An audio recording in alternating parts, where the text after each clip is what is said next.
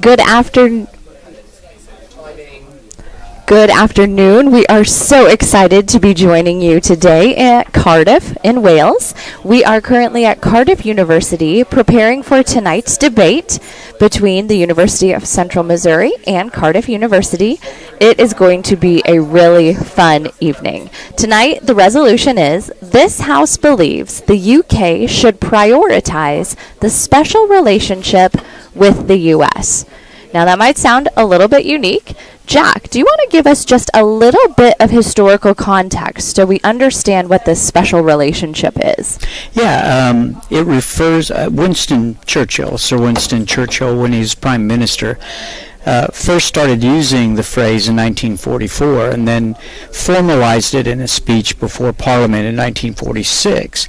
And what it refers to is, as allies in World War I and World War II, we have a very unique, special relationship because of our culture, because of our military alliances, because of our economic situation, because of our diplomatic situation. And so it's kind of this brotherhood or kinship, and you know, the resolution basically centers around whether or not the UK should continue to prioritize that after Brexit. You know, that's opening up a lot of trade issues with Russia and the Ukraine. That's opened up a lot of military issues. And so they're just going to look at the relationship between the US and the UK and whether or not they should prioritize it or maybe take a more global stance in things. Good. I think tonight is going to be a really fascinating debate. There's always been such a unique connection between the United States and the United Kingdom. However, it has been a little bit different since the United Kingdom was a big part of the EU, and then with Brexit happening, you know, it's just a different world now. It's a very different world. Yeah, and I think it's going to be really interesting because you have two teams from each university. And you're going to have British speakers speaking for the resolution and also against it. And you're going to have U.S. speakers saying, yeah, you should prioritize it with us. And you'll have speakers saying, no, don't prioritize it. You know, so it's really unique to get four different perspectives from the different the two nations. It is. It'll be fun. And that was a great lead-in, just to give you a little idea of what to expect out of today's debate, which will be starting in just a few moments. The debaters are entering the room now. Our team, the United States team of Hayden Eder and Lexi Winterbauer, will be the Prime Minister position. So they'll be opening government. So they will be framing the debate. And then we will go over to the leaders of the opposition, which will be a team from Cardiff University. We've got Thomas and Will. Then we have the members of government, which is the other Cardiff team, Nico and Mikola. And then Mikolai. And then we end with the University of Central Missouri's team of Lillian and Fantasia. Mm-hmm. So it'll be very interesting to see these perspectives come from across the table. And I think it will be really neat to see the UCM team open up the debate. Right. And we have our graduate assistant, Manny Reyes, is serving as the chief adjudicator, and Evan is one of the wingmen, and then we have two from the university, Michael, who's the president of their union, and I didn't get the girl's name, but they will be the adjudication panel. So it's a 2-and-2 mixed panel. Right. It'll be interesting. But there's Michael. It looks like he's getting ready to start. So we're going to turn it over to him for just a moment, and then we will come back to you to provide a little commentary throughout the evening. Everybody, we'll make a start. Can you hear me okay? Is everything okay? Excellent. Hello everybody. Just in case you don't know who I am, I'm Michael Conway, President of Cardiff University Debating Society, convening today's event. We've got a very special evening today. We have two teams who've come from the University of Central Missouri with a whole entourage as well of sound engineers, camera equipment, and of course some commentators joining us today, as well as our two Cardiff teams who are also debating. So 2 teams from Cardiff, 2 teams from the University of Central Missouri. Today we're debating this motion over here, and one of the chair will be from the University of Central Missouri. We have Marnie over here as a result of a coin flip. Hopefully we're all ready to start, but just as a reminder, it's 7-minute speeches. This is in British parliamentary style. We have a 4-judge panel with Marnie from the University of Central Missouri as chair. After the debate, we will deliberate and then come back with the results. During the debate, there is some live commentary as well, so do stay tuned for that. But other than that, I'm going to stop talking and pass over to our chair, Marnie, and also try and sit down as quietly as possible. Thank you. I want to give a quick warm welcome and a quick thank you to Cardiff University for hosting us and allowing us to come and debate y'all, taking time out of your day to just let us experience your beautiful city that you live in that we have been enjoying immensely. So I'm Manny Reyes. My pronouns I use he, him, and I'll be chairing the debate over the resolution. This House believes that the UK should prioritize the special relationship with the US. On the panel adjudicating with me is Evan Kirksey, he, him, from the University of Central Missouri. Michael Conway, he, him, from Cardiff University. And Liv Mishduft, she, her, from Cardiff University. perfect. And I want to go through each position real quick. If y'all can introduce yourselves, tell us your pronouns and where you're from, starting with opening government. My name's Hayden Eder. I use he, they pronouns. I'm from the University of Central Missouri, and I'm going to be Prime Minister. I'm Lexi Winterbauer. I am Deputy Prime Minister. I'm from the University of Central Missouri, and I use she, her pronouns. Hi, I'm Thomas. I'm Deputy Leader of the Opposition from Cardiff University. He, him, please. Leader of the Opposition, sorry. Deputy. Hi, my name's Will. I'm going to be Deputy Leader of the Opposition, and I use he, him pronouns. Closing door. I'm Nico Kerr. I am from Cardiff University, and I go by he, them pronouns. And I'll be member of government. Hi, my name is Mikołaj Jabłoński. I'm from Cardiff University. I'll be the government whip. My pronouns are he, him, please. My name is Lillian Rose. I use she, her pronouns from the University of Central Missouri, and I'll be a member of opposition today. My name's Infinitasia Nading. I use she, her pronouns, and I'm from the University of Central Missouri, and I'll be the opposition whip. Perfect. I want to thank everyone for being here, and with that, we can get started with the Prime Minister.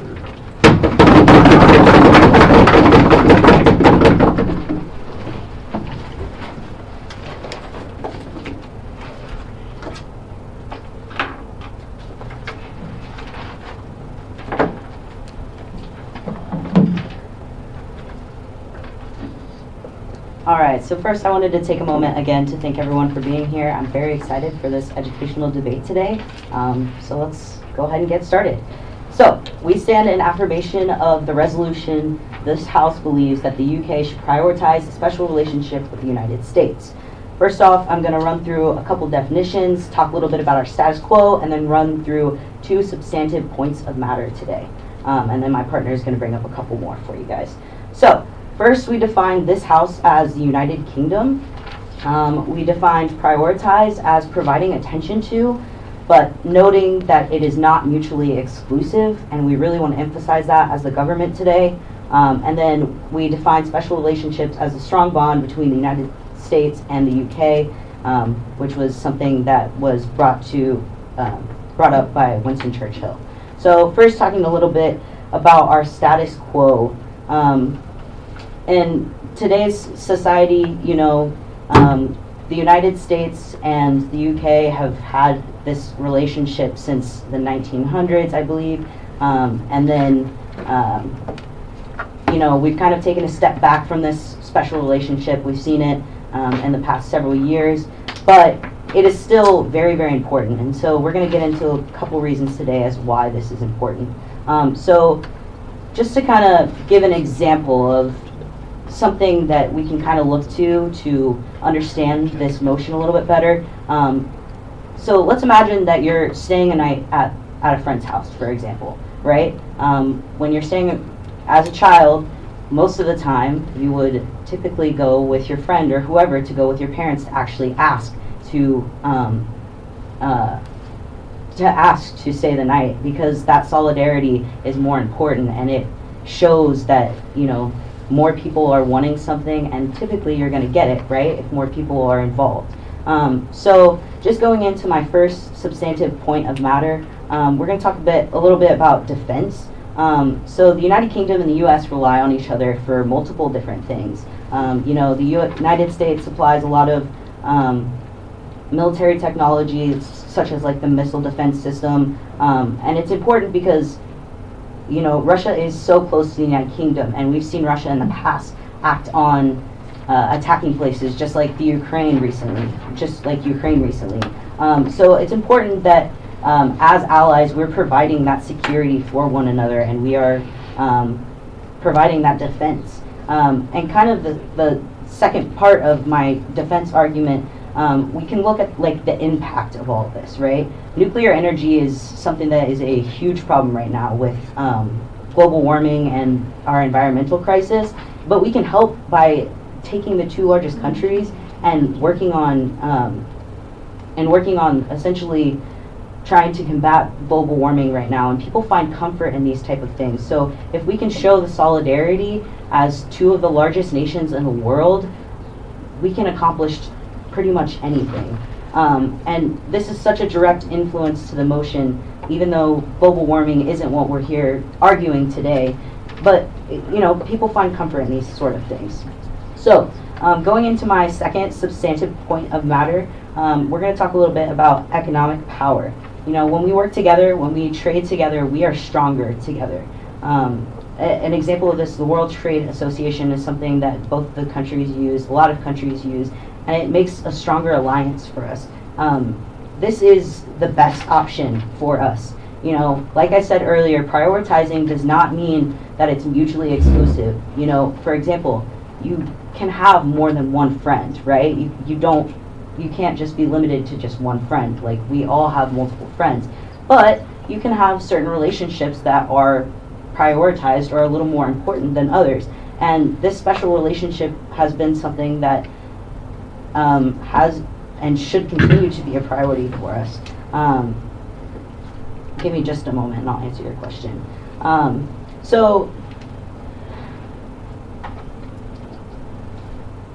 Actually, I can go ahead and take your question now. Sure. So when you say, when it comes to economic power, the United States is the best option, I'm just wondering why. What is unique about the United States that makes them the best option? Yeah, that's a great question. So the United States, while we might not have like technically like the strongest economy, right? Like, we still provide a lot of benefits to other countries, as far as, like I said, trading is like a big thing that we should talk about, and supplies and stuff that we share between different countries. So I think that that's something that we really have to look at when we are talking about economic power. So just kind of reiterating my points, you know, first we talked about substantive matter. We talked about, or our first substantive point of matter, we talked about defense and how the United Kingdom and the U.S. rely on each other, and how solidarity is so important. And, you know, we have to think of this as sort of like an umbrella, per se. You know, we help supply things while they also supply things to our country, and in defense, or in return, you know, we have that security, we have that that safety net that is there. And then kind of going into my second point, again, we talked about economic power. You know, when we work together and we trade, we are stronger together.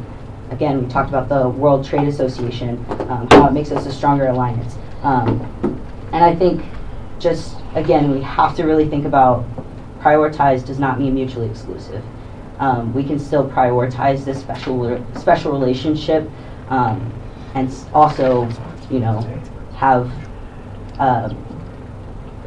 continue to like strengthen our other allyships. So with that, I hope that you vote today in opening government, and thank you.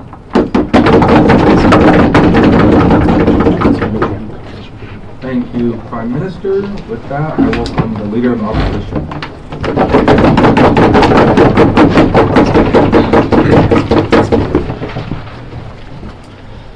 Just one moment, please.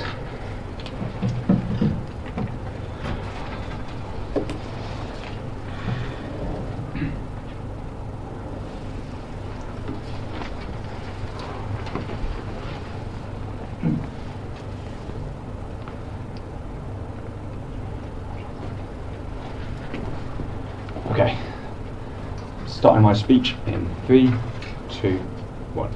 Okay, so on this side of the House, we are in opposition to this. We believe, this side of the House believe that the UK should not prioritise the special relationship with the United States of America. So first I'm just going to lay out our case and some of the things I'll be touching upon, just the main fundamentals of that, and then I'll be going into various aspects of this debate. For example, the economic impact and foreign affairs. I'll particularly be touching on, and maybe a little bit further afield if I get time. But firstly, we on this side of the House believe that the burden of proof is on the government to say why we should actually prioritise our relationship with the United States across the Atlantic. And so far, I don't think they've done that for reasons I'll outline later on. So. But we believe effectively on this side of the House that, at least on the foreign affairs front, that the USA has actually been, since the end of the Cold War, and even before that, has been a force of aggression and in the international sphere, and has violated a lot of norms, international norms and rules. And I'm going to explain why this is such a big issue in a minute.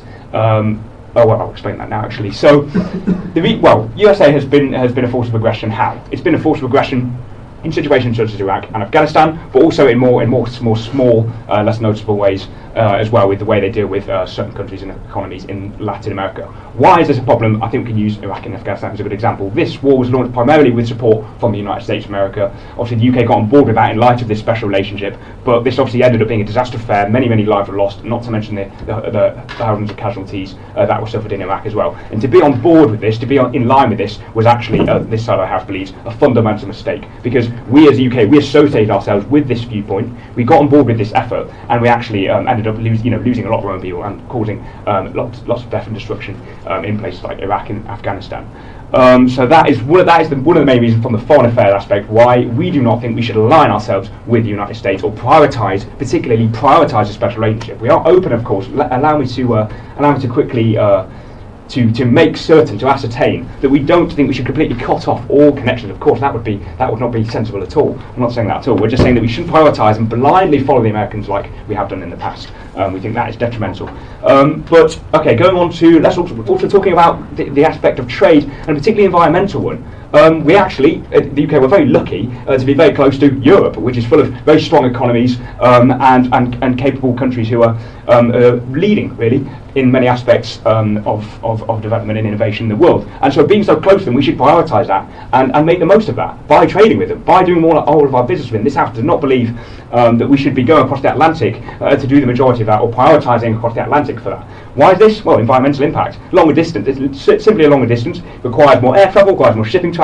Shipping, especially air travel, obviously causes, due to the jet engines, reduces a lot more carbon emissions into the environment, which is negative because then contributes to global warming, which we all know is one of our key issues facing us in our modern world today. So the environmental aspect of trade with the United States simply is I think the ramifications are actually rather negative. And going on to and sticking on to this topic of the environment, the volatility in a bit. Not in a bit. But speaking about an environment, also the volatility of the US government in terms of its climate policy is another key reason why we shouldn't align ourselves with the US. If we are kind of in tandem with the US and sticking so close through prioritising this special relationship, then we'll kind of be coerced into adopting the same kind of ideas that the American government has about the climate. For example, we've seen the way this turn and throwing of climate policy from the US government. We had, during Obama, obviously Obama was a lot more pro-protecting the environment, whereas Trump obviously reversed a lot of these things, taking US out of the Paris Agreement or something like that. And this was obviously detrimental because we, as the UK, at least on our side of the house, we believe we should strongly commit to combating global warming because the emission, and if the US, the reason we believe that is because global warming is is causing things like flooding, causing things like deadly weather, far more disastrous weather events than before. And if the USA is policy is constantly toing and froing like it has been, it's not going to be easy for the UK to be in line with that if we are prioritising this special relationship. Okay, so I'll touch upon that. I'll take that POI if you have it. Thank you. The UK has always been one of the leading countries in the world when it comes to implementing environmentally friendly changes. Why do you think that would change if the UK aligns itself more with the US? Because I understand your question. Say, for example, in the next election, a Republican government was to take power, there was also policies we believe would not necessarily prioritise the protection of the environment. And being in such a close special relationship, we would probably be, I guess, inclined or at least encouraged to kind of support that as well in order to preserve this special relationship, which I think would be detrimental for the overall fight against climate change. Okay, a few other points then. If I may. For example, another thing we think that have been negative is the increase of setup of fast food culture, fast food restaurants in this country. We think this has been an influence that's come onto our country so much since our heightened relationship with America. And why is this bad? Well, we're actually struggling with unhealthy, a severe increase in unhealthy eating practices in this country, which is causing other issues like cancer, heart disease, clogged arteries, things like that. And this is all dramatically worsened by fast food restaurants, because fast food restaurants are an easy way to get food. Often the food that is sold is often very, very low quality. Another iffy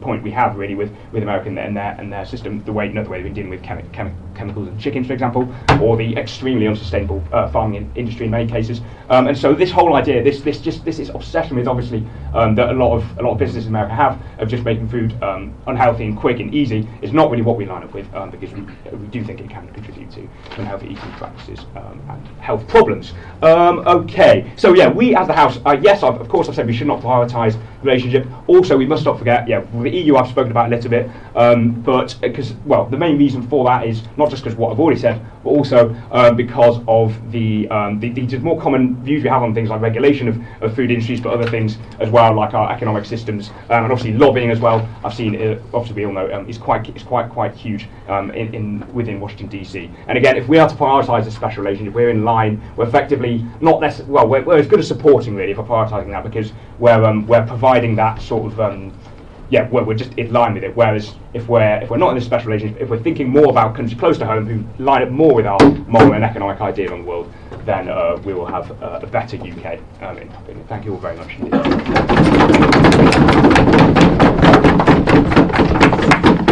Thank you, Leader of Opposition, for that speech. And I want to welcome the Deputy Prime Minister.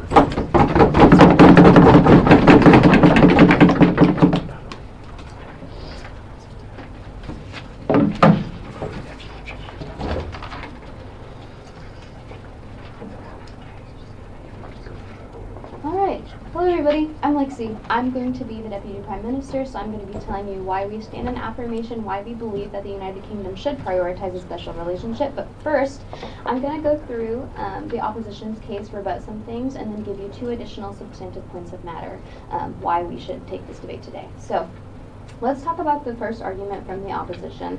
So their first point of argument was the U.S. has been aggressive and has violated a lot of international contracts and a lot of laws and things like that. But to kind of respond to that, if the U.S. is so powerful and if we have that much power, we should be prioritizing this relationship. This should be a strength that we have. The United States is powerful, it's strong, it's big, and that should be working in our favor. This is kind of why the opposition's point works in our favor today, and I'm going to talk to you about that in my other 2 points of matter. But the response is just, if we're powerful, if the United States is powerful, then the United Kingdom should want more security.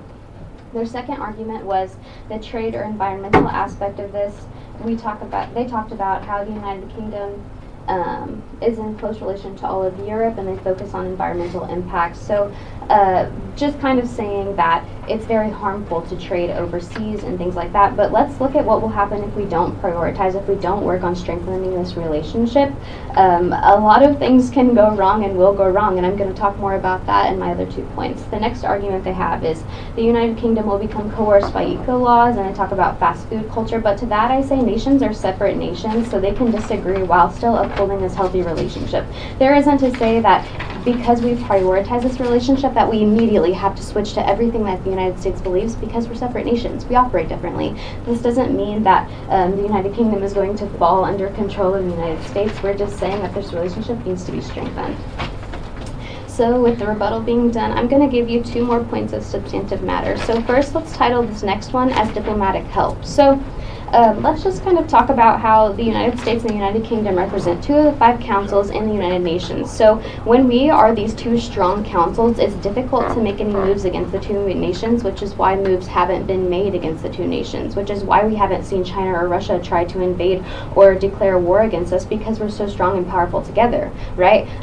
We can also talk about, because our relationship is so good, we can kind of be role models for other nations. We can show this positive relationship can be effective and beneficial as it has been for a very, very long time.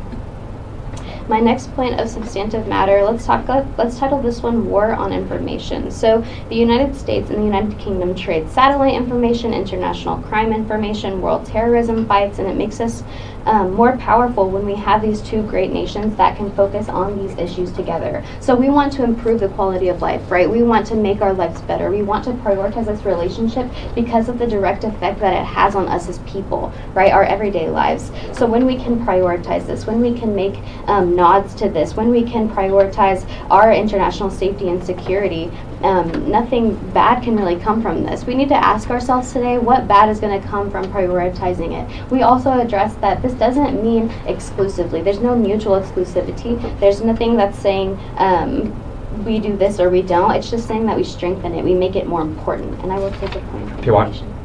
So if you're talking about in your first and second point of substantive matter that we're already doing these things in the status quo, like we're already trading information, we've already been exchanging all this diplomatic help, why would prioritizing it make any difference if we're doing it right now in the status quo? Right, yeah. I think we can see right now that the United States and the United Kingdom are not getting along, right? It's kind of shaky, which is why we need to prioritize it now. Nothing bad can come from it. Strengthening it isn't a bad thing, right? Making something stronger that has such a big impact on our lives directly in these 2 nations, where we are, what we're talking about today, nothing wrong can come from that. So with my time I've got left, I would like to go over my first 2 points and kind of tell you why these matter and why they hold weight in today's debate and why opening government's going to win today. So our first point was defense. We are a nuclear deterrent. The reason why this is important is because the United States directly protects Britain. And not even only Britain, the United Kingdom, but we supply things like my partner mentioned, the missile defense system.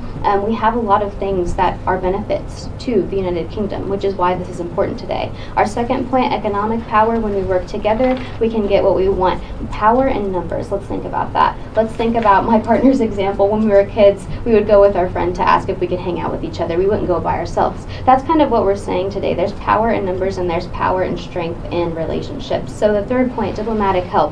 The United States and the United Kingdom represent 2 of 5 councils. This is why it's important. This is kind of the meat of our debate today. This is what the government's saying. Being good role models isn't a bad thing. Whenever we say prioritize this relationship, we're not exclusively saying that this is the only relationship that these 2 nations will focus on. We're saying that this is struggling right now and it needs more attention, right? The fourth point, war on information, talking about how we trade these things, how it's important, and how it directly affects our lives, right? Focusing on terrorism is important, and when we can get these 2 great nations to do this and kind of harp on these things and improve it as we go along, what comes from that? Improvements in quality of life. That's why this is important today. So with all of these substantive points of matter that I talked about, we really just need to think about the quality of life. What comes from prioritizing this? Nothing bad. We need to think about that. Nothing bad can come from prioritizing it because we're not only focusing on this. We can still have our other relationships, but this one just needs to be strengthened because we've had it for so long and because especially right now at this time it's struggling. So this is why I urge a vote in opening government today. Thank you.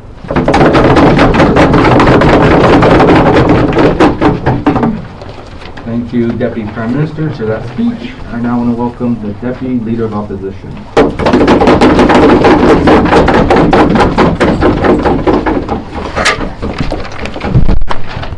Right, just take a second to set up plans. Okay.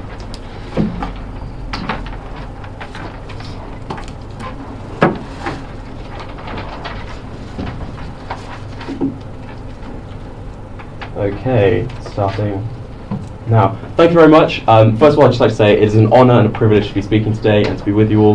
This is a really great event, and I'm thrilled to be taking part. So I'm going to be continuing the case for the opposition that Britain should not prioritise its special relationship with the United States. I'm going to start with some rebuttal and then move to some points, crucially on military matters and political, cultural matters too. I'll also make some further points if I have time. So first of all, a really crucial thing to remember here when rebutting this debate and when understanding some of the fraught arguments presented by the government's case is that we are claiming, as we have defined, for a looser relationship with the United States, but we do not want to sever relations. We do not, for example, want to leave NATO, one of the most foundational peremptory organisations around the world today. A lot of the points made by the government are invalidated when we consider this crucial fact. For example, the Deputy Leader of the government talked about a looser relationship impacting global unity. Well, I don't think that it necessarily would, and it wouldn't, because if Britain left NATO, for example, there would be no obligation for Britain to defend other NATO member states or for the United States to defend Britain if invaded, especially with nuclear weapons. However, we are not claiming this. What we simply want to see is that Britain has a stronger relationship with European states and with other like-minded states, and rather makes a looser relationship with the United States. Secondly, diplomatic help. Actually, this may surprise some people, but the US has surprisingly few embassies around the world. Its global footprint is actually measured in its McDonald's branches all around the world, and unfortunately in combat casualty statistics too. It's a fraught relationship, but one of the things that we would like to see is a strong relationship with European countries, many of whom are represented not only through their national embassies, but through European Union embassies all around the world. Next, we talked about power. Well, power is not necessarily indicative of favourable views on key issues, as we will talk about. The US is certainly a powerful country, that we are not disputing. What we are disputing, however, is that they align with us on issues that matter in a crucial way, more than other states that Britain can align itself with. They talk, for example, about staying at a friend's house, and you shouldn't be limited to one friend. This is a valuable analogy, as we believe that it's also valuable to not stay at one's friend's house, but if one of your friends, for example, decides that one morning he's going to invade another country because they have weapons of mass destruction, which later turns out to be a complete lie, we think that maybe you should consider other friends when it comes to issues like that. In this regard, we're going to talk about military matters. So first of all, we believe the US is not necessarily a force for peace around the world. It's instigated many conflicts around the world since 1991, caused considerable political and economic fallout to already impoverished communities already around the world. My partner has already spoken about Iraq, Afghanistan. Libya is a further example that cannot be discounted. Bombings in Kosovo in the 90s, an act actually deemed illegal by the United Nations, also cannot be ignored. It's relevant because British Armed Forces personnel, under the leadership of US military strategy, operated a system of aggressive campaigns against the world, in many cases to prevent terror, but which in many cases actually contributed to said terror and merely caused greater horrific destruction all around the world. In this regard, we look for the example of the atrocious example of Abu Ghraib prison, I'm sorry if I can't pronounce that right, in Iraq, in which British military personnel committed atrocious war crimes under the leadership of US military strategy. This is an awful example of British influence around the world being at a detriment due to its incredibly close relationship with the United States. Of course, we will note that whereas other European and NATO member states took a close relationship in the war with terror with the United States, we also note this was in no way this did not measure up to the same relationship that Britain took. Britain contributed significantly magnitudes more troops, magnitudes more military resources to the Middle East and to other areas alongside the US. Of course, many of the reasons for doing so were considered to increase global security. As we now know, with this current political situation in Afghanistan, this is no longer the case, and actually some would consider to be a failed mission. In this regard, we would rather that Britain operated a similar system to other European countries. We will use France as an example, who committed significantly fewer troops, still honoured its NATO commitments, but rather offered a system of political, military and cultural aid, using, for example, Britain's wide international system of embassies and spies to provide information to the United States in its efforts, but not necessarily engaging British lives in combat in the same way. Next, I would like to touch on the issue of Taiwan and the issue of a second global Cold War. This is actually an incredibly relevant issue, as things like, for example, the recent Russian aggression in Ukraine indicates that the world is on course for a completely changed political culture within our lifetimes. Now, it becomes apparent to us, first of all, to understand what role the United States will play in this, what role Britain may potentially play in this due to its close relationship with the United States, what role Britain could play if it prioritised other countries, and also, therefore, what the situation in Taiwan may likely be. Now, Taiwan was once part of China. It is now officially the Republic of China, an offshoot country considered by China, but considered an independent sovereign state by the United States, the United Kingdom, and essentially all of NATO and the Western political coalition. If the US has already committed to defending it militarily against the People's Republic of China, should something happen, yes? I was just going to ask, how will strengthening our relationship initiate a second Cold War? Well, I'm going to just touch on that shortly, because actually Britain has the choice now of whether or not it wants to fight alongside the US through its increased political and military closeness with it, or whether or not it wants to merely match its NATO obligations in defence without actually pursuing a policy similar to that of the US. The US has already committed to defending Taiwan. This would be an incredibly bloody affair, halfway across the world for Britain. Britain instead thinks that we instead should say that the role for defending Taiwan, should something happen, be for countries like India, for Japan, for other Indo-Pacific states that are aligned with the United States' geopolitical values, because British lives should not be lost in this war.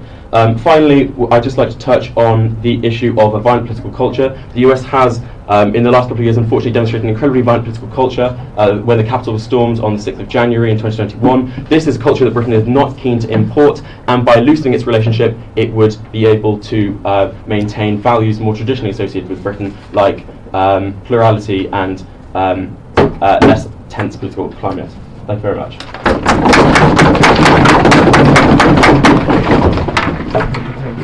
Thank you, Deputy Leader of Opposition, for concluding the top half of the debate. I see the Member of Government to start the second half.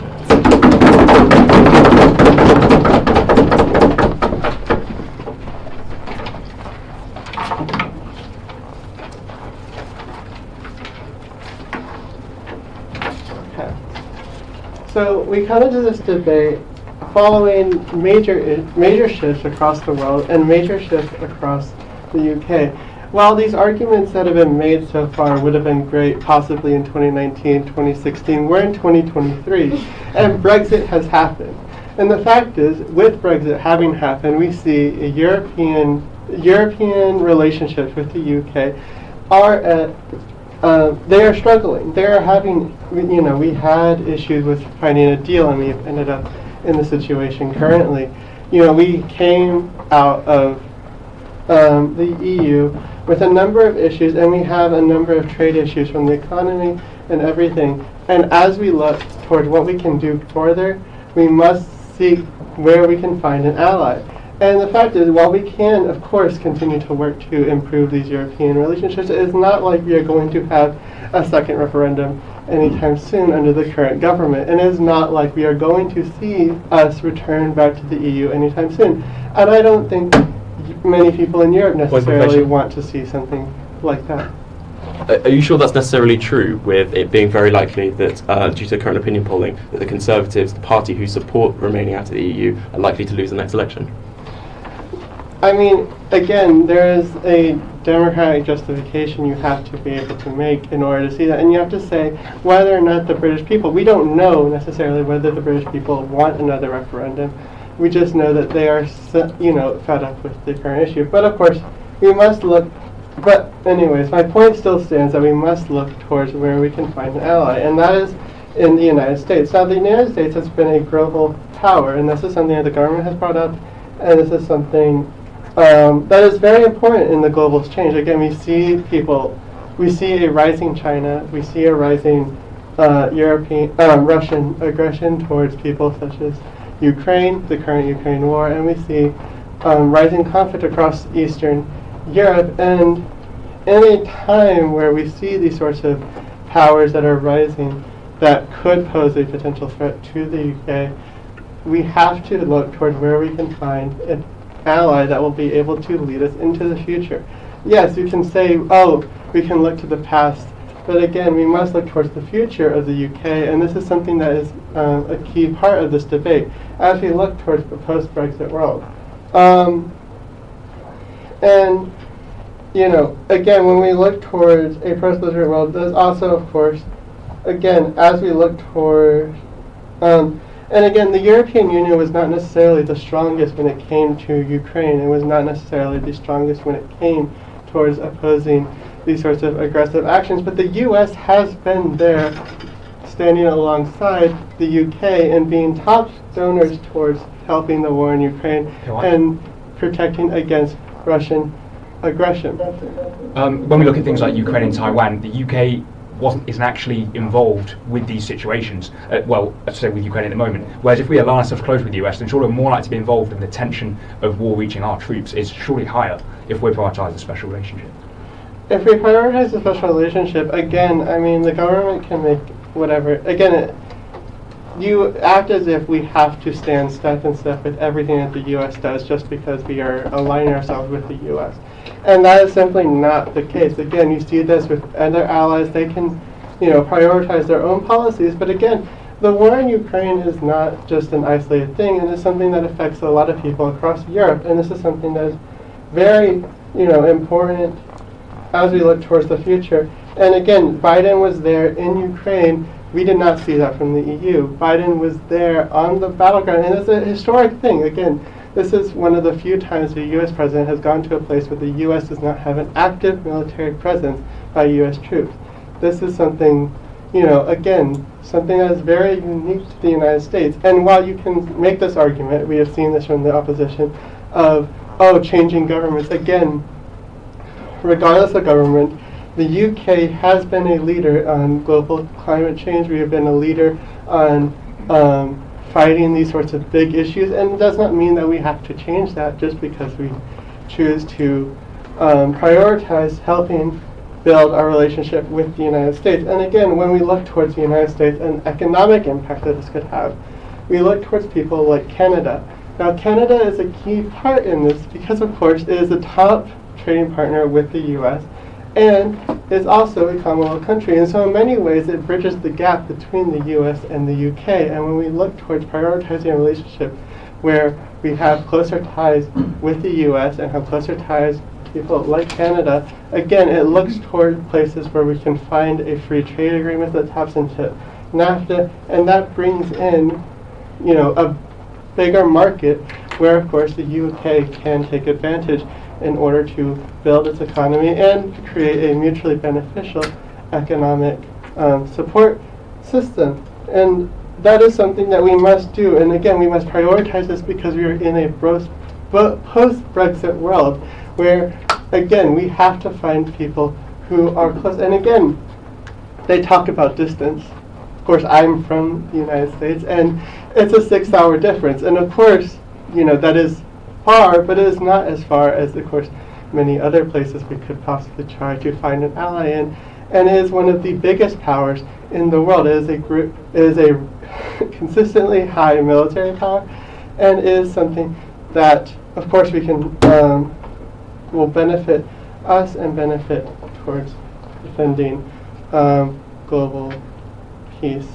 And so, you know, as we look towards the future, you know, it's very important that, you know, the UK look towards places where it can find that sort of economic benefit. And that's why we must bring it to the agenda, because, of course, while it may be an argument to have had that we should align ourselves with the EU in 2019 and 2016, we are in a post-Brexit world, and that is a very different world, and that is something that we have to, you know, get used to, because again, regardless of whether or not Starmer becomes the next prime minister or we have a Labour government, it does not necessarily guarantee that we're going to be able to find the votes to have another referendum, never mind whether or not that referendum will be able to pass, and so we must look towards where we can find a way forward.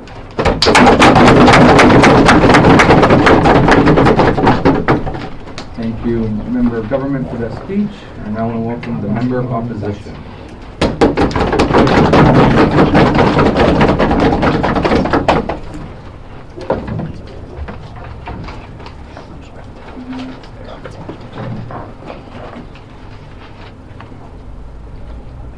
Alrighty. The order of this speech is going to be pretty straightforward. I'm first going to hit on two main points of clarification to help us better judge this round. I'll then be going over some of the things that we heard from the top half of the debate, before finally providing some refutation to the member of government, and then depending on time, providing 2 to 3 more new points for this debate. So the first thing that I want to hit on is that the Prime Minister and the Deputy Prime Minister spent quite a bit of time clarifying what prioritized means. They say that you're just providing attention to. You can do other things. And while we do agree with this, we do just want to point out that prioritize means to place one thing higher than another, meaning that we would be placing the special relationship with the United States and UK, on a pedestal, whereas focusing on other things such as focusing on European nations. The second thing that I want to touch on is that the Deputy Prime Minister made it clear in their speech that we need to be focusing on quality of life, and closing opposition absolutely agrees. And that's why as we go down the flow and some of the arguments that have been made in this debate, I'll point out to you why quality of life substantially is harmed whenever we pass this motion. With that, let's get into some of the things we heard on the top half of the debate.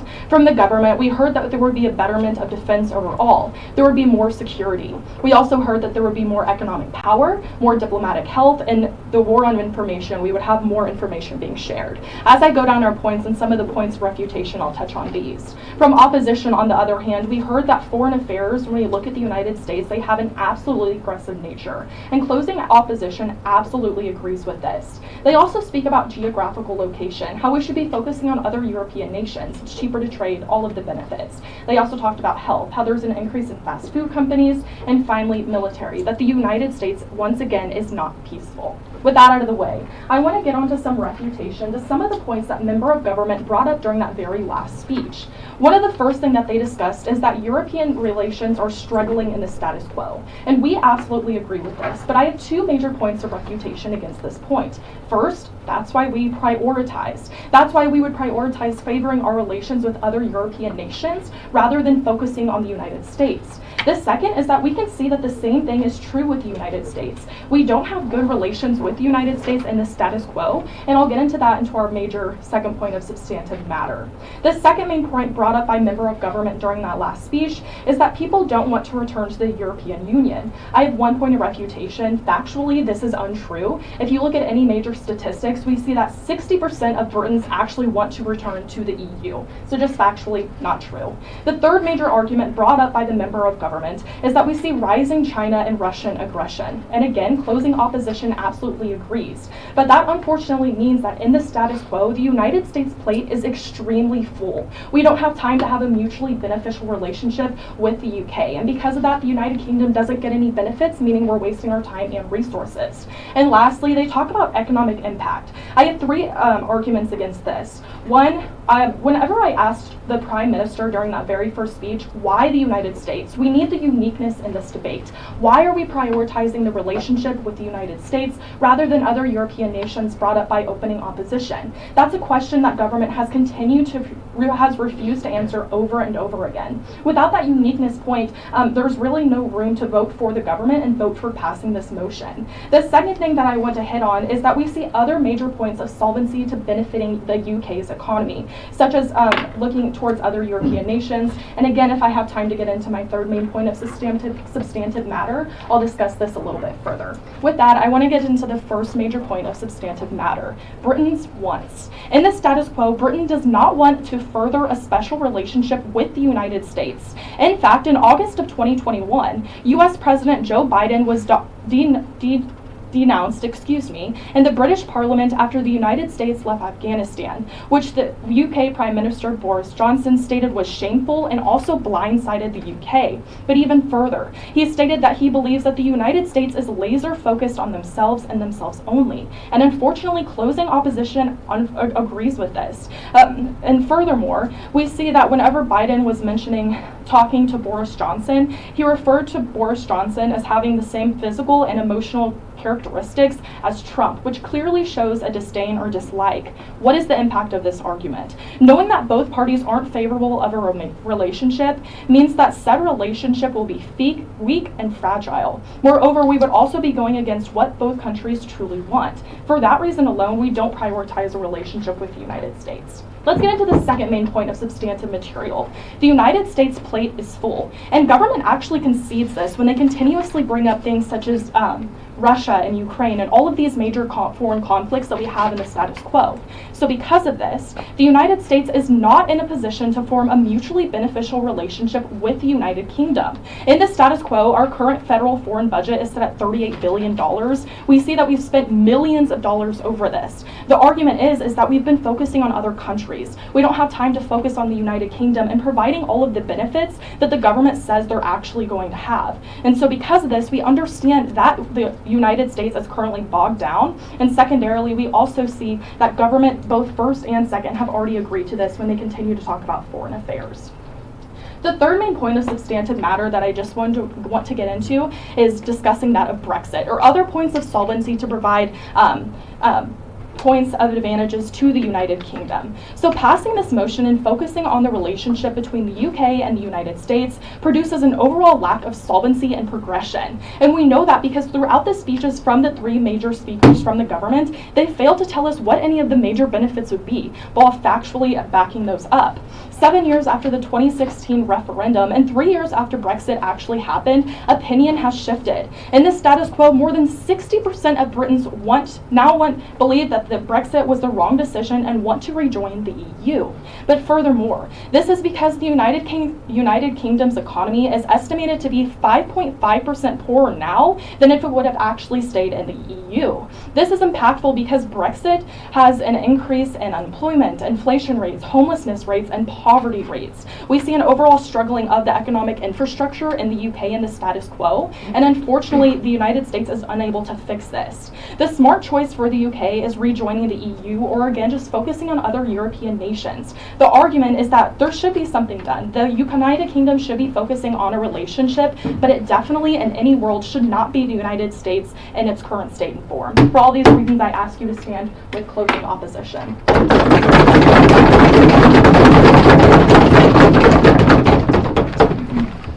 Thank you, member of opposition. I now want to welcome the government whip.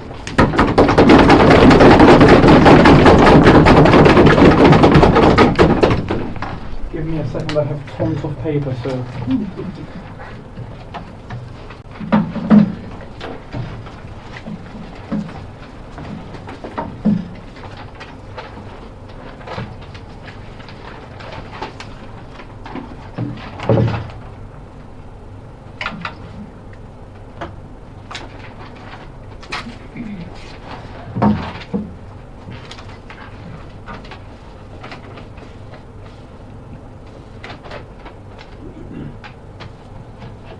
Okay, before I start, I once again wanted to thank the team from the University of Central Missouri for joining us. It's a pleasure to have you. And yeah, actually, I have nothing more to say. We're very happy to have you guys. I will start my speech in 5, 4, 3, 2, 1. In this speech, I will go through opening opposition's argument, closing opposition's argument, and then tell you all why closing government took this debate. Firstly, opening opposition. Why do you treat UK like just a puppet of the United States and that would listen to everything that the US wants to say? Because what we've heard from opening opposition is that for whatever reason, the health would worsen just because, I don't know, UK would have more fast foods. That's what we've heard from the opening opposition. That's just not true. Of course, US, with all due respect, is kind of infamous for the fast food culture. However, fast foods are all over the world. It's literally as it was said in this debate. McDonald's is everywhere. Subway is everywhere. Fast food exists. You didn't prove that. Firstly, it would happen. Secondly, that it matters in this debate. Secondly, environment. As I proved one of my questions, UK has always been the leading country when it comes to implementing environmental changes. And by joining the US, by being closer to the US, nothing will change. Yeah, Trump happened. Yes, that's happened. But still, US is still not the worst country in the world when it comes to environmental changes. Of course, it can do more. But just being closer to the United States doesn't mean would automatically worsen the UK's position on environmental changes. You didn't prove that. Secondly, war history and our main argument. I'm really sorry to say this. In the context of this debate, previous invasions conducted by US don't matter. In context of this debate, I want to make that clear. Previous invasions portrayed by the US don't matter. What matters now is war in Ukraine. And that's the main reason, that's the main argument that I'm going to focus on while going over our arguments. However, before I said that, economic argument. Both to opening and closing opposition. European Union hates the UK. After the UK left in a shameful manner, as a person from Eastern Europe, I kind of have a different perspective, but UK left in a shameful manner. EU and the European Commission humiliated the UK, especially Theresa May's government and the few votes on deal and no deal. The EU doesn't want to make business with the UK anymore. The EU hates the UK. One symbol, any football game. Everyone became a France fan when there was the game between France and the UK and England. Do we love France? No. Do you hate do people hate the UK even more? Even more? Absolutely. European Union doesn't want to do business with the UK. If it wanted to, it would do so much more to actually maintain them. Yes? Does the UK want to do business with the United States or further its relationship? Absolutely. Absolutely they do. Of course they do, because right now they're aware, and actually I'm going to come back to mention your point.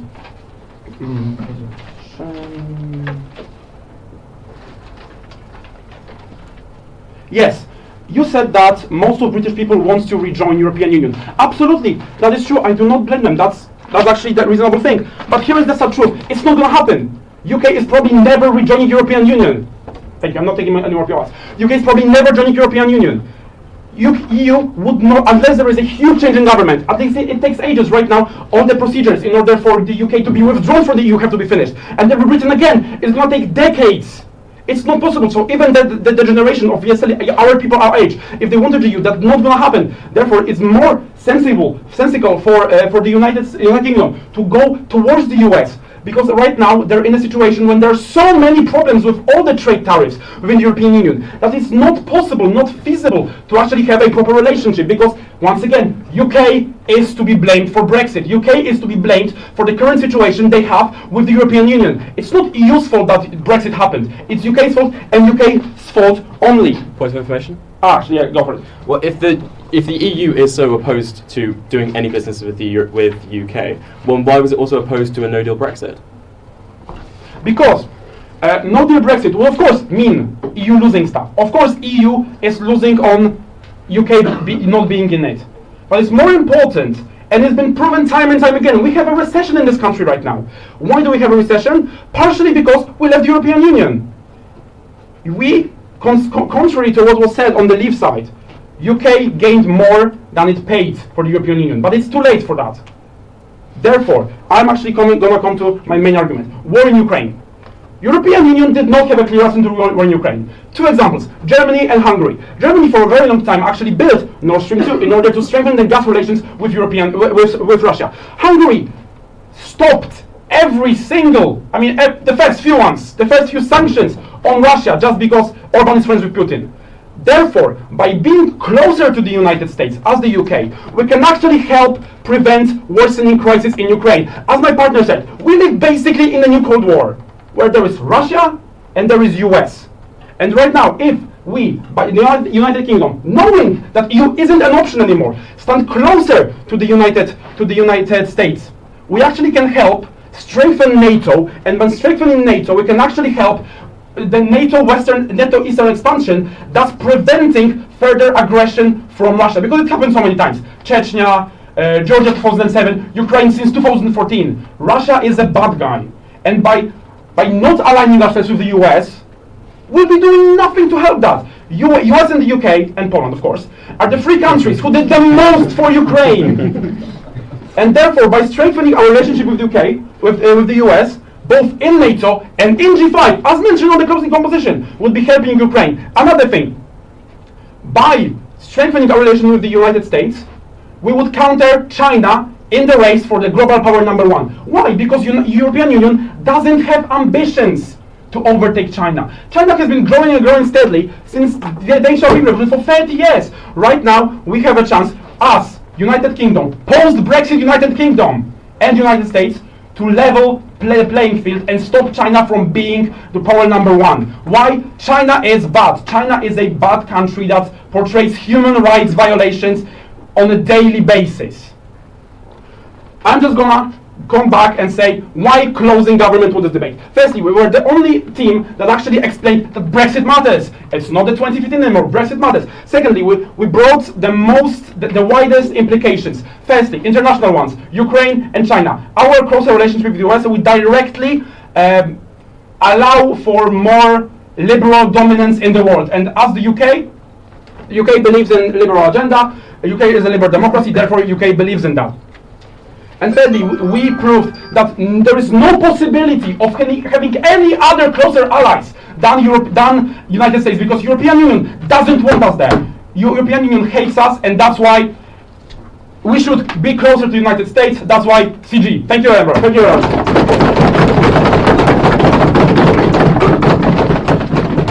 Thank you, Government Whip. I'd like to conclude the debate by welcoming the opposition whip.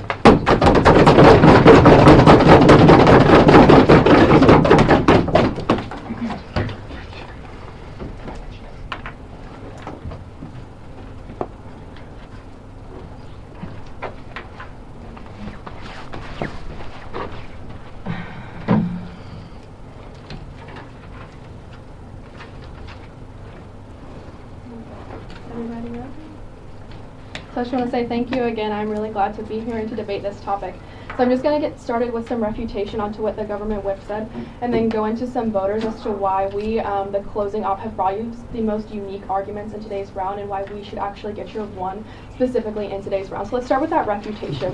The first thing we saw from the government whip was they talked about a few key ideas. The first being that the United Kingdom is not a puppet, and that they were portrayed as so, and that their worst health really is not true. But we're seeing this happen. United States culture is very prevalent across the entire nation. We are a leader. We are the mother country. We rub off on other countries all the time. Fast food proclamated inside of the United States and has spread to various countries because of that. And so the worst health issues, the things like cancer and those things that are occurring because of that, are still happening and are going to increase when we sublime to those different cultures. Now, the second thing here, he talked about environment and how the UK is leading in environmental changes.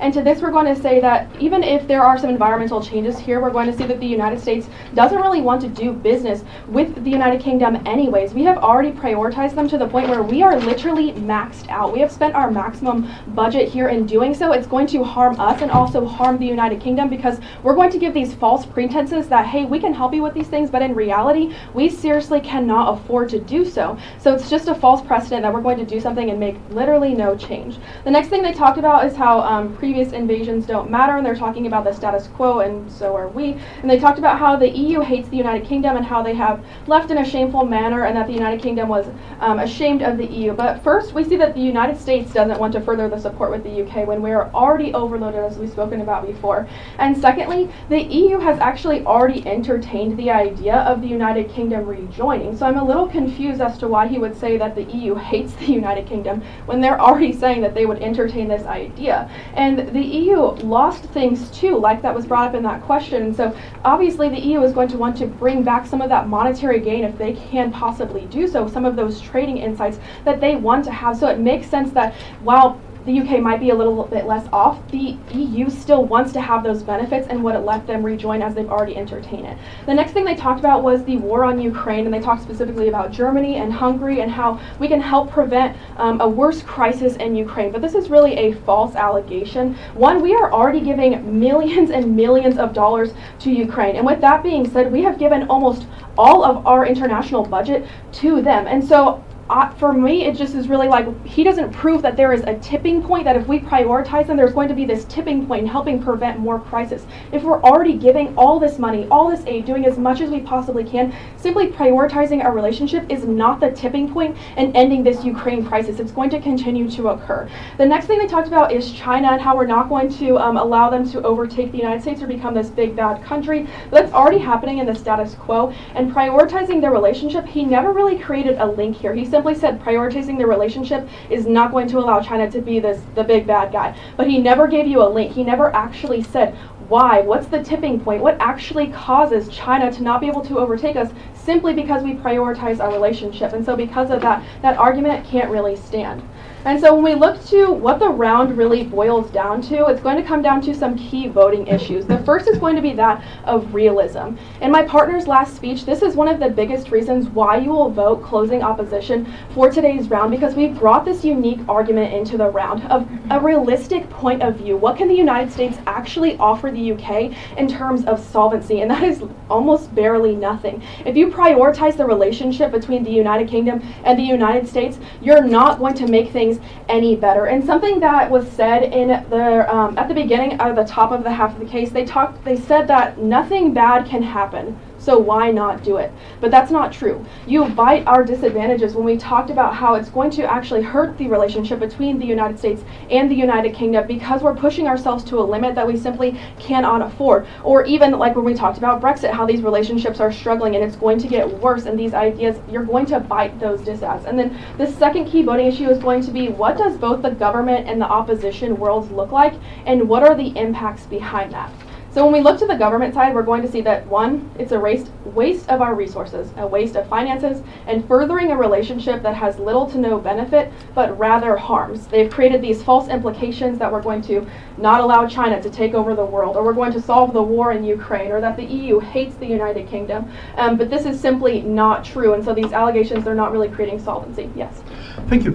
How would you explain the plausibility of the UK rejoining the EU if, since Brexit, there's still a government dominated by people who wanted to leave in the first place, so there is just no agency in the people to rejoin? Thank you. Sure. So to that, I would say that the EU has still already entertained the idea of the United Kingdom rejoining them. They've had discussions about it and have wanted to do some type of cooperation with them in the status quo. And so I think that even if there's not like that necessarily guidance right there happening right now, we still know that there is a strong possibility, and that would create far more benefits than the harms that's going to happen with rejoining the United States. So let's go back to that voting where we talk about the government and the opposition and what the true impacts look like. And let's look at the opposition. We're going to see that we can actually focus on benefiting international relations with economics and defense rather than further perpetuating the issues that we see currently in the status quo. We can't allow these harms to continue to perpetuate between the UK and the United States and offer these false harms of we're going to help you do all these things when we are not going to be able to fulfill our promise, and that's not what the United States should be doing. The second thing here is that we don't force the United Kingdom and the United States to further their special relationship when both parties have made it exceedingly clear that they are opposed to this idea. It simply makes no sense to pin two parties against each other if they truly do not want to do so. And so when we look back to some main key ideas in this round where we talked about defense, economic power, even the military, we're going to see that the pretenses that the government brings to you for solvency did not have true linkages. They never showed us that prioritizing the relationship is going to create a true tipping point to cause any of those changes. And so because of a lack of links and because of a proper creation of solvency in the opposition world, and because of the uniquenesses that closing opposition brings you with our 3 points of substantive matter, we ask for you to vote the one for closing opposition. Thank you.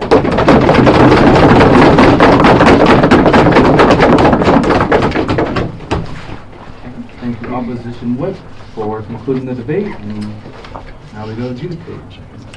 Yes, that's right. Just a matter of cameras and recording equipment. Are you okay with us adjudicating here and then speakers leaving the room?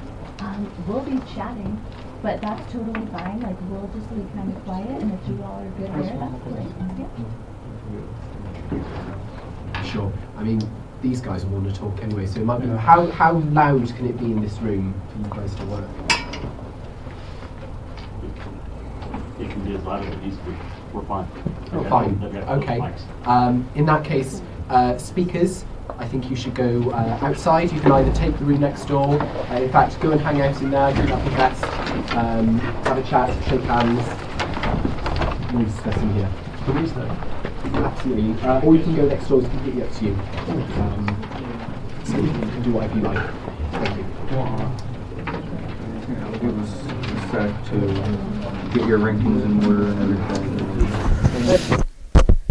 I'm dead. All right, that concludes tonight's debate with Cardiff University over the motion, this House believes the UK should prioritize the special relationship with the United States. And that was a super fun debate. I thought both sides of the table brought up some fantastic arguments. I thought we had that little mic drop truth bomb with the Brexit bomb there in the bottom half. That completely changed things, but that was great. Changed It needed direction. to be said. Yeah. So we have a lot to talk about because that was really fun. That was a great example of some awesome clash on a very interesting topic, and I would say a pretty well-balanced debate all the way down the table. So, just before we dive into analyzing the debate a little bit more, in case people joined us late in the broadcast, Jack, could you provide again just a little bit of historical context for us so we understand what this special relationship is? Yeah, the special relationship is a term that was coined by Winston Churchill as Prime Minister.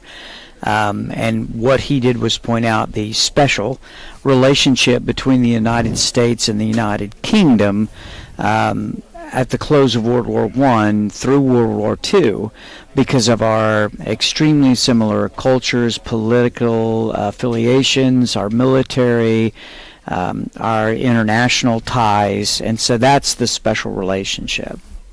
Got it. Very, very good. And obviously, that looked a little bit different back in the day. It did, in comparison to a post-Brexit world. Right. Yeah.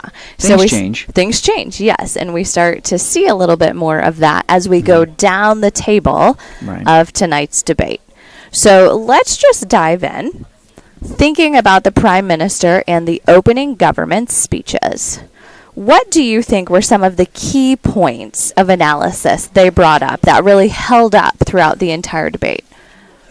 Well, I think they were smart to talk about prioritize and what that means. That it does not mean that it's an either or situation, that you have to be totally U.S. or totally non-U.S. Yes. And I think that came down the table, and I think that's a key point. Yeah. I thought one point that didn't make it down the table very well that I thought should have is the whole idea of the military alliance and nuclear deterrence.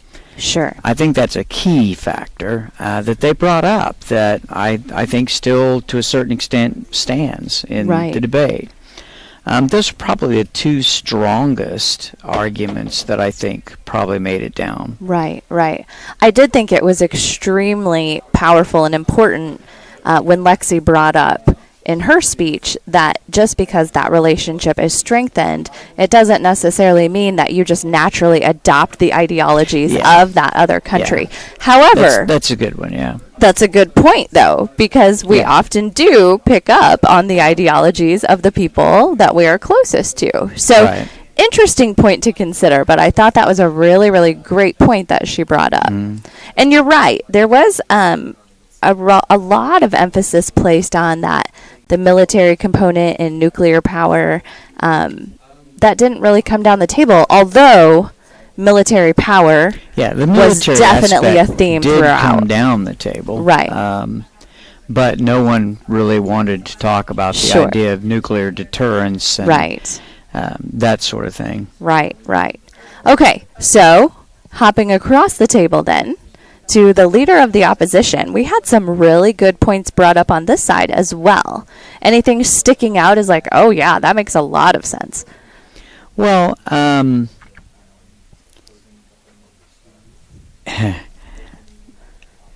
I have some fundamental, I guess, differences with opening opposition, having spent 42 years in the military. That's the fun of debate, though. That's the fun of debate. It is. You get to have these, but sometimes you have to argue in favor of them. I thought that opening opposition did a very good job of rebutting. Yeah. I thought that their substantive points were good, and certainly portrayed the other edge to that dual-edged sword. Right. And so, trying to point out that Brexit might be a better partner and that there was almost the EU. The EU, and there's almost a contagion effect, aligning with the U.S. that basically, we're bad in every way imaginable, and just don't want to do that. Right, right. So, I found his point about the food and the humor was really so good. fun. Yeah. You know. And that's one of the things that we absolutely love about British parliamentary style debate. They value a little bit of wit and humor. Right. And so, yes, for us, that was a really lighthearted, fun moment where we felt a little called out because, yeah. It's funny the amount of U.S. fast food restaurants we've seen pop up in the UK, even in our short tenure. Well, you've been coming a few more years than I have. A couple. But yeah, they're kind of all over the place. They are. I did think that his point about region and location and distance was really, really good, though. In terms of trade and thinking about the impacts, the environmental impacts specifically, dealing with trade makes a lot of sense. Yeah. We don't usually do a lot of trade in airplanes. Right. You know, it's mostly, with us, it would be mostly shipping. With the EU, it's also mostly shipping, although there's, you can go... Shorter distance. Yeah, a shorter distance. Right. So, yeah, that would have a less of a carbon footprint. Yeah. Okay. And that's a good point. Yeah, it was. Absolutely. So, thinking about the top half of the debate then, any key points that stuck out? Summarizing, we often refer to the top half and the bottom half when we talk about British parliamentary debate. And while it is one inclusive debate, there are almost like two sort of semi-debates in there, the top half and the bottom half. So, in conclusion of the top half, any words of wisdom? Any good summaries? No. Okay. I think we did a good... I definitely think it was a bottom half debate. Right. I thought they both laid out the fundamental arguments, both pro and con, very well. And then the question becomes, well, okay, what does the bottom half do? Right. To build their house upon that foundation. But I think they built a very strong foundation. And I tell you what, in the bottom half, it took a big old turn in less than 1 minute. But what an important point to bring up. Oh, yeah. So that entire point about being post-Brexit and what does this look like? For 2016, 2019, yes. this is 2023, Brexit happened, and all that stuff goes away. And it was just like, okay, yeah. So important to consider, though. Yeah. So important to consider, especially when you think back about those points in regards to strengthening relationships with other European Union nations. Right. So very, very interesting. Okay, so let's turn our focus then to that bottom half. We start with I like to call it the Brexit bomb. The Brexit bomb that really changed the route of the debate, which is something that we really want to see in the bottom half. So part of the responsibility of the bottom half is to not only stand in support of the top half of the table, but also to make sure that they are setting themselves apart in a very unique way. Right. And that was a very lovely example of that. Right. Once that was said, then the entire debate changed directions. And that's really what you want out of a closing government. Yes. Because what it does is it says, that was a great debate, now let's really get into the heart of the matter. Right. Boom. And it sort of not invalidates, but it sort of says something like, well, you don't live on the foundation of the house. You got to build a house, so let's get into building the house. Right. Yeah. And so they brought up that great point about the post-Brexit world. Right. And then they also put a lot of time and effort and energy into building this case regarding power and the Russia-Ukraine struggle. Right. War. So what do you think about that? How do you think that argument stands? Personally, I think the whip, the last speaker, is correct. All of the things that have happened before inform, to a certain extent, about perhaps habits or the way things that have happened. But what's important for a decision to be made today is what's happening today. Right. We cannot prevent any of the deaths that have occurred in the past, but we can prevent deaths in the future. And so, arguing that the U.S. and the U.K. had a unique opportunity to strengthen NATO, to really help the Ukrainian people, and at the same time to sort of serve notice to China that we're going to present a unified front between two of the major powers in the world, thus reducing the chances that China would go into Taiwan. I think that's a really strong argument. Right. Yeah. Okay, good. So how about on side opposition? When we got to the bottom half of the table, we started to pick apart this whole idea of Brexit. So we know that the United Kingdom left the EU, but there's already been talk about entertaining the idea of having them come back. Now, how long that would take, or if that vote would even pass, is obviously to be determined. But it does bring up some very interesting points, specifically dealing with the differing opinions still regarding Brexit here in the UK. Yeah, I think it does. And I think their strongest argument or strategy is to call into question what the benefits would actually be. I mean, it's easy to say that all of these things are going to magically improve, but where is any proof that that's actually going to happen? Right. And there doesn't seem to be a lot offered on side government that really, they use the term solvency, which simply means will it solve the problem?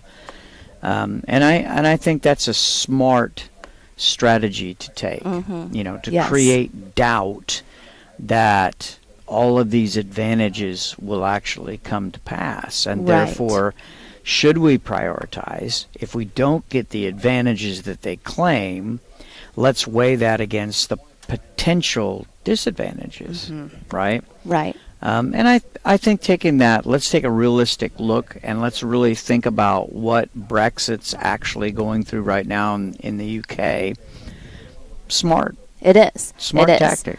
And they also were doing some great strategic moves using their POIs. Right. Which are points of information. Right. Those are questions. So you may have seen a waving of the hand or standing up, and then the speaker entertaining that POI or that question.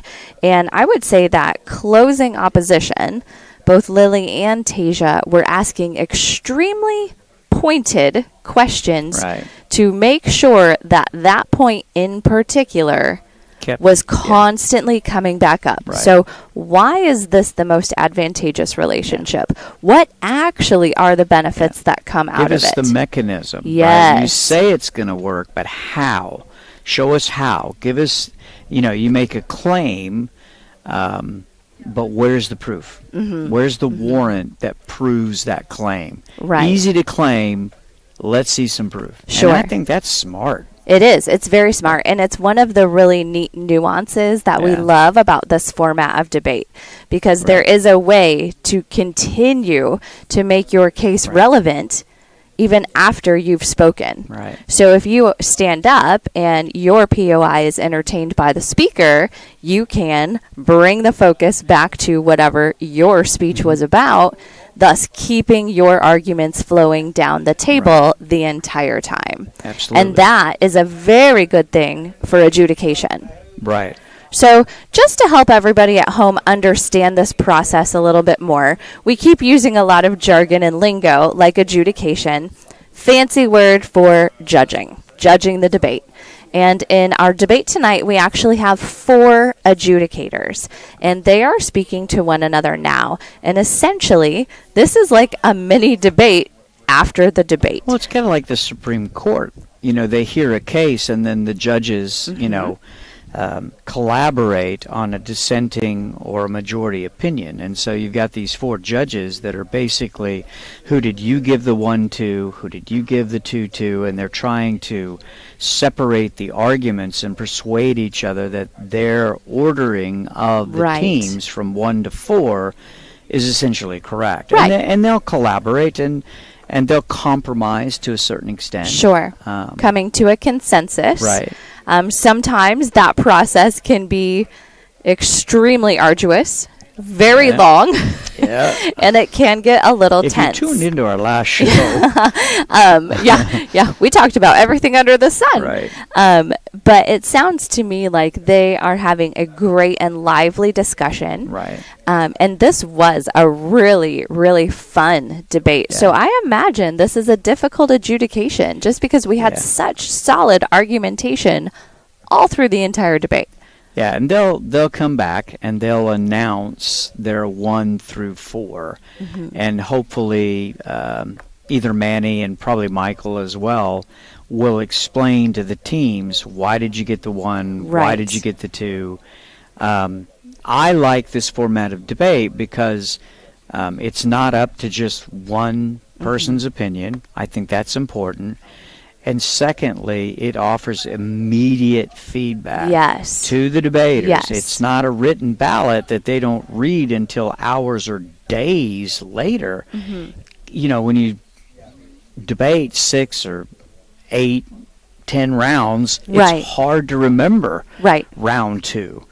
Where this is like, okay, let's take a moment, let's fresh talk about in their it. Mind. Right. What was persuasive? What wasn't so persuasive? How can you improve? I really like this format for providing that immediate feedback. It's absolutely a learning opportunity. Right. Well, it's like teaching. Yeah. You know, when your students do a presentation or they do a group project or something like that, being able to talk with them and discuss with them immediately and give them feedback. I think they learn a great deal from that instead of, you know, a couple weeks later you give them a written evaluation. They've moved on, you know. Right. So, and that's one of the reasons that we love this study abroad experience so much.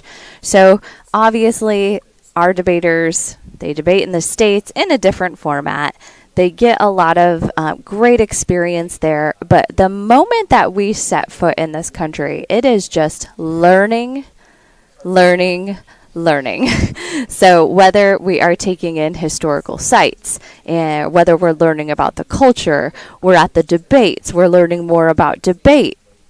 And then because of that, and because of our topics, we're learning about economics and politics and international relationships. It is so much learning packed into such a short amount of time. And it's you know, too often I think that our students are challenged in that they hear U.S.-centric opinions about politics and those kinds of things. I think it's incredibly beneficial for them to go to Ireland, Wales, England, Scotland, and hear a different perspective. You can't just wave the flag, you know, and say, God bless the USA. You know, you have to engage on an international stage with different perspectives and still be able to clearly make your point in a persuasive way. Right. And of course our students, when they're prepping and we're lecturing, they have to prep for both sides. Well, sure. Both pro and con, because one of them's going to be pro, one of them's going to be con, and they don't know. So you need to be well versed. Right. So they have to really understand a great deal of information. And of course, they get the topic and they have 20 minutes to put it together. And that's really tough to do. It is. It is.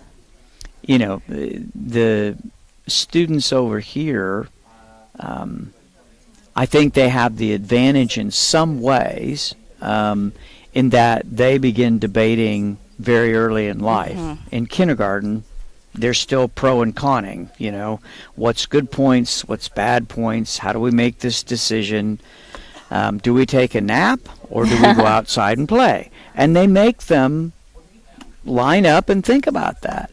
Our students, the ones we brought, we have some that, like Lexi, she just joined the debate team last year. Mm-hmm. And Hayden, this is his first year to debate. Yeah. Now, Lily and Tasia are more experienced, but even so, they started in high school. Right. It's just a very different approach to integrating debate into the educational curriculum. Oh, it is. It absolutely is. Yeah. And it does not mean that our kids are not as well read. Yeah, absolutely. It just means that for Americans, it can be a little bit intimidating and a little bit of an uphill challenge to stand toe-to-toe with somebody who has 20 years experience as opposed to one. Yeah. But I look mean, at them go. I thought doing so Hayden awesome. did an awesome job. Yeah, for sure. I thought they all Lexi, did. Yeah. I know that they were both coming on the trip sort of, can I say terrified? No, they were not terrified. They were pretty nervous about how am I going to do and can I, which is a normal do feeling this? to have. Right, and what I love is They they're did so proving well. to themselves Yeah. that they absolutely can. The confidence between last debate, which was, 3 days ago, and this debate for opening government, that team is just awesome. Phenomenal to see the growth. Go back and watch the last one, then watch this one, and just watch. That's how much growth, in confidence. Yeah, super fun to see. Yeah, it's and just that's so what this fun. trip is all about. All about. One of the other things that I absolutely love that just reiterates so much powerful and impactful learning is, let's take Brexit, for example. We can read about how Brexit is impacting the individuals here. We can read about it. We think we have an idea of what that looks like.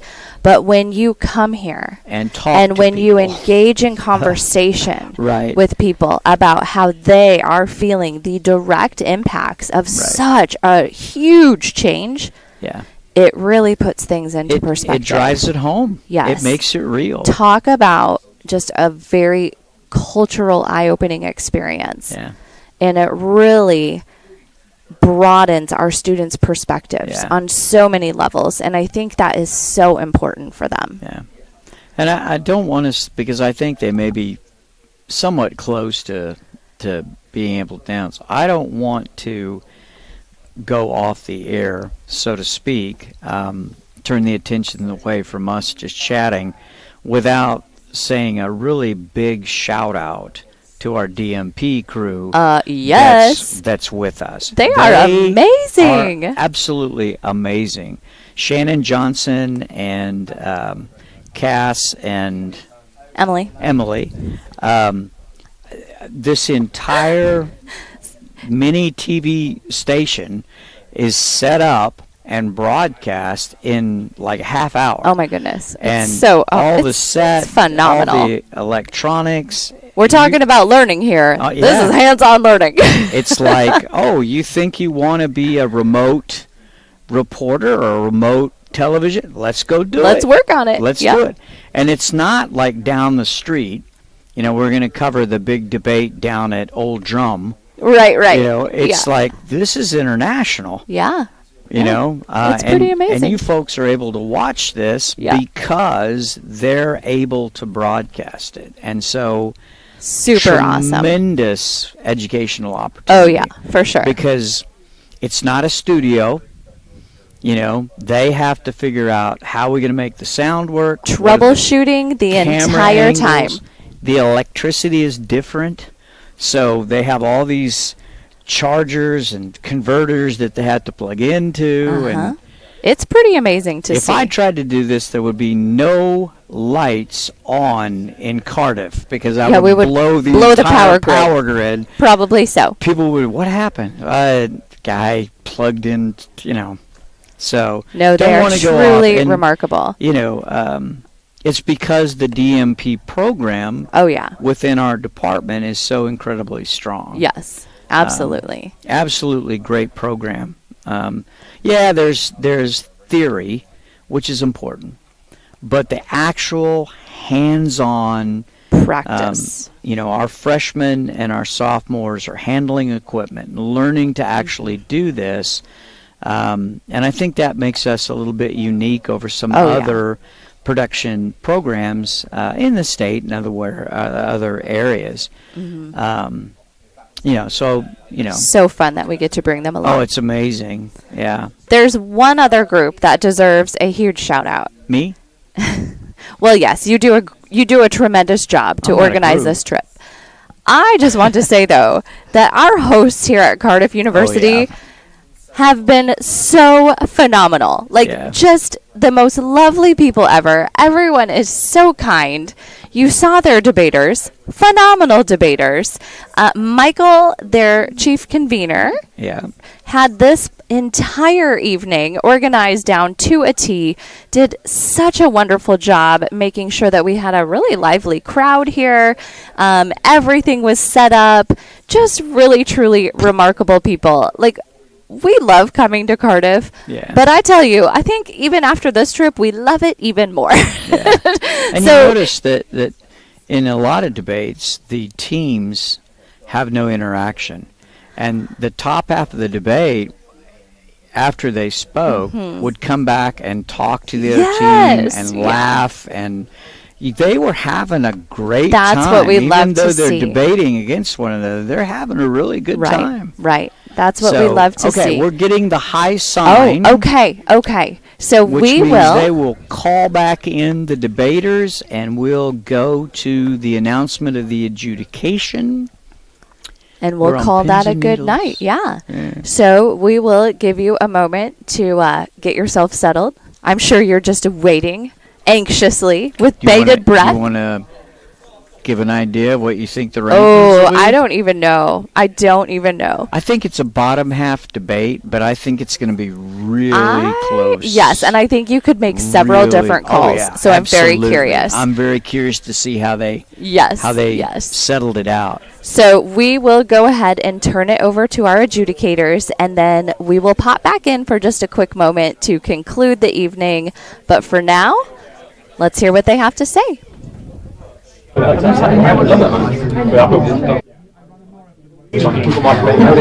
to be honest. Yeah, you did. You did move on. Yeah, okay. That's why I'm very comfortable. I'm no idea.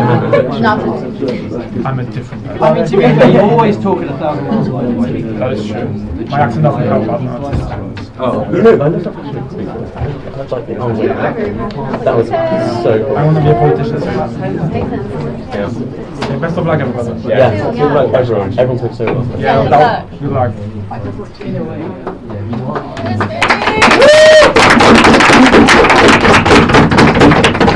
I want to give a quick, again, thank you to Cardiff University for having us and for hosting us. It was a very great, fun, educational debate. The adjudication ran a little longer than we thought, but we came to a consensus overall. I'm going to give out the rankings, and then we'll give a quick justification of why. So, R1 went to closing opposition, R2 went to closing government, R3 went to opening government, and then R4 went to opening opposition. So congrats, and great debate, y'all. We ultimately came down to that this was a bottom half debate. We thought each of y'all brought up very great, unique points that allowed you to go more in depth. It was a super close between opposition and government. We just thought that opposition's articulation on how the U.S.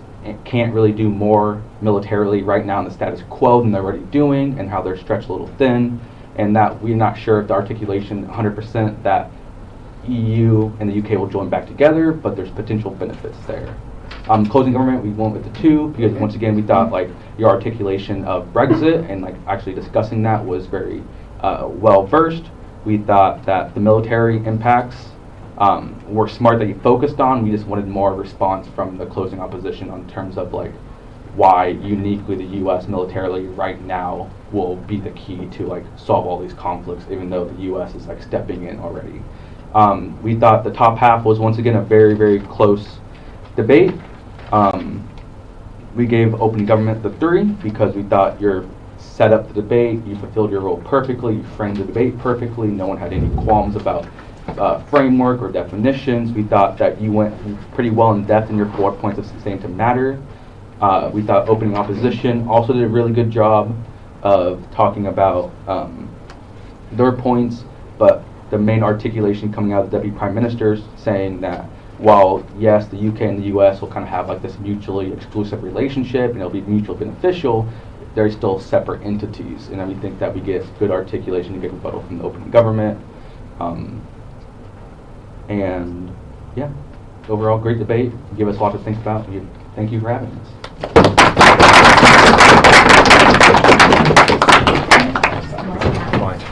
Well, that concludes our debate tonight from Cardiff University. So the teams from UCM came down with the 1 and the 3.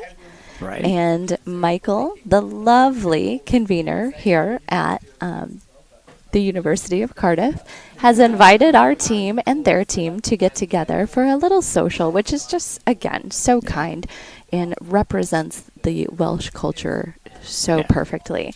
So from that, we will sign off. Thank you so much for tuning in. Oh, the next, good. Cass was just telling me to remind you all of our next broadcast. So, Jack, when is our next debate? Next debate is Wednesday, the 2nd of March, so we from have a few Imperial days in London. In London. Again, a lovely group of individuals, Lovely group, yeah. very intelligent, always a super fun and lively debate. Yeah, We will have a great time. Yep. So we will conclude and we'll say goodnight to all of you, even though it's still in the middle of the afternoon there. To you. Thank you so very much.